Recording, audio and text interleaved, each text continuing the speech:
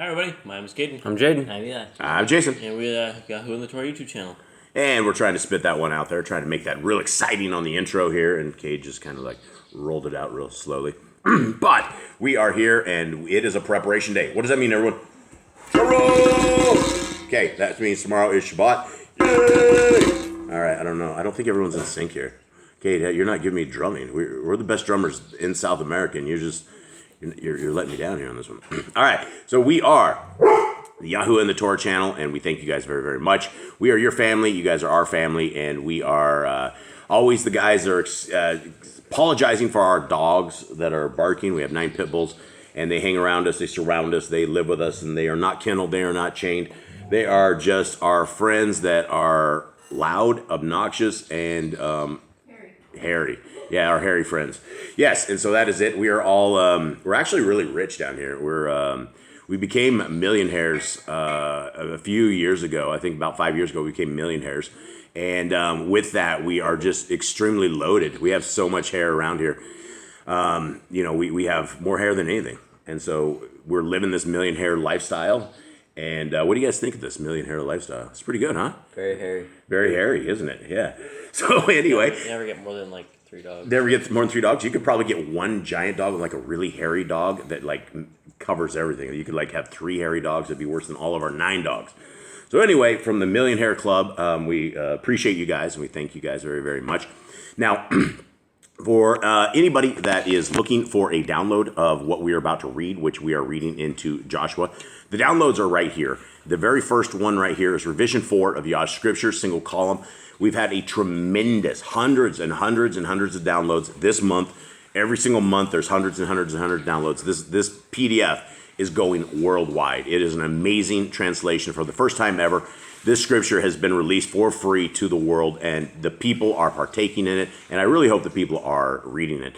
And if you would like the Apocrypha, it's right below that as well. Now, we are doing pre-orders for a limited edition number. It's not a limited edition, but it's a limited number.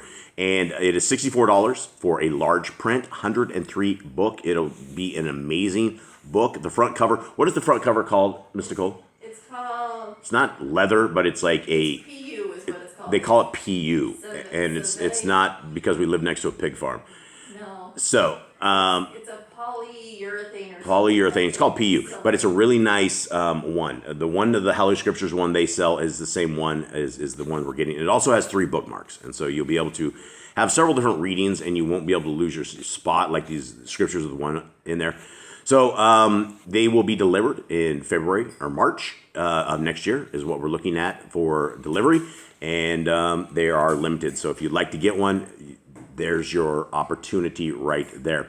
Now, gentlemen, we are in the second book of Joshua, and it's YAHOSHUA. And there is a lot of people that will go through their entire life and will never, ever, ever understand scriptures.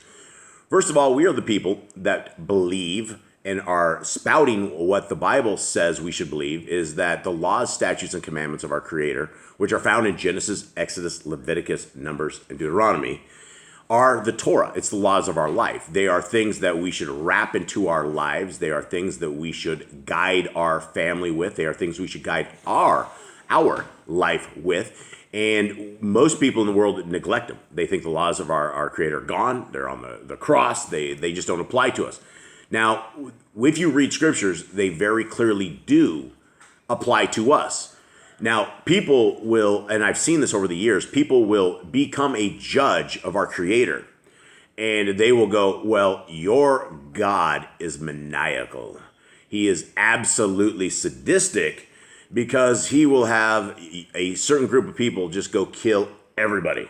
There's no remorse. It's men, women, children. It is everybody. They're all going to die. And people don't get it. People don't understand the foundational plan of the world that we are in. Now, when we are going through the book of Joshua, Joshua is an amazing hero of scriptures. He is somebody that not only became a hero because he was hanging out with Moshe, and not only was he hanging out with Moshe, but he was able to go into the tent of appointment. He was able to go up on the mountain with Moshe, and he was Moshe's right-hand dude. Now, for anybody who's read scriptures, you realize that Moshe is Yah's right-hand dude. And so you have somebody who, they're literally celebrities of scriptures. People are our forefathers who have come and done this. Now, going back to this annihilation and destruction and killing the men, women, children, and every living thing, what we're dealing with right now is we are dealing with partially the days of Noah. That after the days of Noah, and we've read the writings of Abraham, we've read the rest of it, we know that Ham, which was one of Noah's kids, was of the polluted giant line. It had corrupted DNA. He had corrupted DNA. And why our Creator decided to keep that around, we do not know. But again, we are not to judge our Creator. He knows all, and he does things the way he wants to do them. So after the flood, the giant DNA was still around, and it was still afflicting people, and it's still affecting everybody.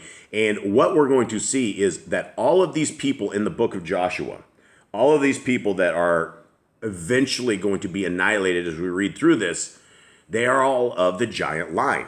The DNA is all corrupted. And this is what our Creator was attempting to do, was attempting to stop the giant DNA line and kill the polluted DNA so that all humanity was lost to this. Did it work? No, it didn't. It didn't work. It didn't work here, and it hasn't worked ever. And as we are heading to the end times, what we know of for the end times is Messiah says it will be as in the days of Noah. And so here we are again with corrupted DNA all around us and humanity at the edge of extinction, just like it was back in the giant times. And I can't go off and I can't say anything more about why DNA is corrupted or anything more than that, other than we are in the days of Noah right now. And if you have eyes to see and ears to hear, you know exactly what I'm saying and why it is. Now, gentlemen, do you guys have anything else to add to this prior to us beginning this reading? I don't think so. No.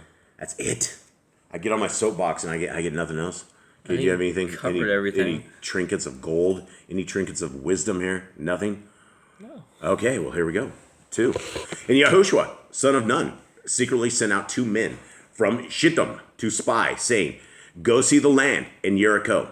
And they went, and they came to the house of a woman, a whore, and her name was Rechab, and they lay down there.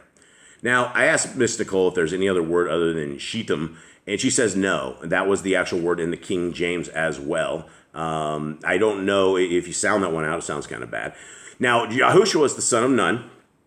We made that joke yesterday about this whole thing. Now, why did these guys go in to see a prostitute? They went in to see a hooker. Because they were able to hide there. They were able to hide from the people. Yeah, so probably in a foreign land, in a foreign town, you're not going to just have your door open to you, right? People aren't going to just open the door. But if you go to the door of a whore, she's going to open the door. So here we go. 2. But it was reported to the sovereign of Jericho, saying, "See, men from the children of Israel have come here tonight to search out the land." And the sovereign of Jericho sent to Rechab, saying, "Bring out the men who have come to you, who have entered your house, for they have come to search out all the land." But the woman had taken the 2 men and hid them. So she said, "The men came to me, but I did not know where they came from." Then it came to be as the gate was being shut, when it was dark, that the men went out. "I do not know where the men went. Pursue them quickly, so that you overtake them." But she had brought them up on the roof and hidden them with the stalks of flax, which she had laid out on the roof. And the men pursued them by the way of the Yarden to the fords, and they shut the gate afterwards as soon as the pursuers had gone out. And before they lay down, she came up to them on the roof and said to the men, "I know that Yahuwah has given you the land, and that the fear of you has fallen on us, and that the inhabitants, all the inhabitants of the land, melt away because of you. For we have heard how Yahuwah dried up the water of the Sea of Reeds for you when you came out of Mitzrayim, and what you did to the 2 sovereigns of the Amorites who were beyond the Yarden, Sihon and Og, whom you put under the ban." All right, let's talk about those 2 kings, because this is, since you were just picking up here in YAHOSHUA, who is Sihon and who is Og? Og was like a 13-foot giant. Yeah, he was a 13-foot giant. Moshe killed him, didn't he? Yeah, he cut his head off. Yeah, and so who's Sihon? He's another giant king. These were some of the Gentile nations they were killing because they came out against them. Yeah, and so as you can see, they were dealing with like a 13-foot guy. The guy had a 13-foot bed. So this guy's like 11 and a half feet. I don't know how tall you'd want to look. It's a little extra foot space. I don't know how tall Og was, but he was between 11 to 12 feet tall, more than likely. Extra foot at the bottom or extra foot at the top of the bed, and that so your feet don't fall off. And so these are the people that they're up against, right? Who wants to deal with a 13-foot guy, a 12-foot guy? Sounds like a lot of stuff to deal with. 11. And when we heard, our hearts melted, and there was no spirit left in anyone because of you.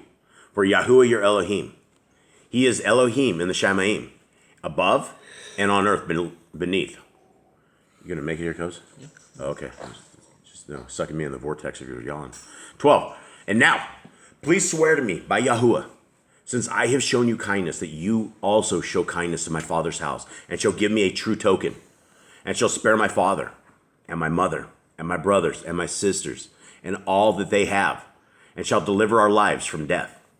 And the men said to her, our lives for yours, if you do not expose this matter of ours. Then it shall be, when Yahuwah has given us the land, that we shall treat you in kindness and truth. Now these guys are keeping like Nephilim DNA around, right? Because she's part of Jericho. She's all part. I mean, this is the very first thing, and this is an interesting piece of this matter. We have somebody who is not in a what you would call a proper line of work. And Rechab is throughout all scriptures, right? She's a whore celebrity because of what she does here, and so we hear about her all throughout scriptures after this about the faith of her and about this, and so this is how our Creator works, right? Even though he finds, even though the DNA was corrupted, he even found oaths and bonds that he did with Ham's mother, right? Because it was because of Ham's mother that she was faithful, even though she was from the giant DNA line, that she made it. And so it's a lot of understanding of what our Creator, it's our Creator understands a lot of things, probably way more than we ever do. And so the fact the whore was saved is something, pretty amazing. Okay. Anything else, gentlemen? I don't think so. 15. So she let them down by a rope through the window, for her house was on the city wall, and she dwelt on the wall. It's the same way Paul got out of the tooth. Yeah, Paul saved out of a basket. Okay. And she said to them, go to the mountain, lest the pursuers come upon you, and you shall hide through 3 days until the pursuers have returned, and afterwards go on your way. So she gave them the escape plan, right? Out of this place. So it seems the Camp Israel is quite a ways away, a couple days away. Yeah, and the thing is that she's like lives on the side of the wall, so she's able to see these people going in and out, and she knows like sitting out a window and seeing these people, because she would be able to see them come from a distance, more than likely. I guess it depends on how high up the wall. I'm guessing she was like really high up through the wall, and so. I wonder if this like stressed like the Israelites leaders out, like, oh, where are our guys? Where do they go? Let's hope they're all right. Yeah, well, faith in Yah, right? That's what we always have. All right, 17. And the men said to her, we are released from this oath of yours, which you have made us swear, unless, when we come into the land, you bind this line of scarlet cord in the window, through which you let us down. And unless you bring your father, and your mother, and your brothers, and all your father's household to your own home. And it shall be, that anyone who goes outside the doors of your house into the street, his blood is on his own head, and we are innocent. And anyone who is with you in the house, his blood is on our head, if a hand is laid on him.